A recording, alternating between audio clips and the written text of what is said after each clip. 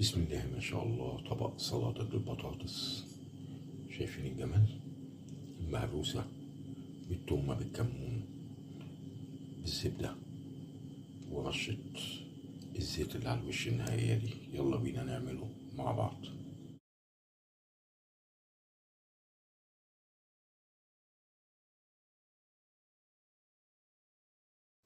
يلا بينا نشوف المقادير بتاعتنا مع بعض. عندنا حباية بطاطس كبيرة أو اتنين متقطعين زي ما احنا شايفين ومسلوقين. عندنا معلقة توم صغيرة، معلقة كمون، عندنا ملح، عندنا قطعتين من الزبدة محترمين اهم، وعندنا شوية بقدونس متقطعين، وهناخد عصرة ليمون من نص الليمونة دي. يلا بينا نعملها مع بعض. سلطة جميلة وخفيفة جدا جدا جدا.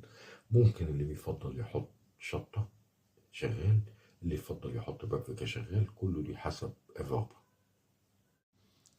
هنضيف المكونات بتاعتنا.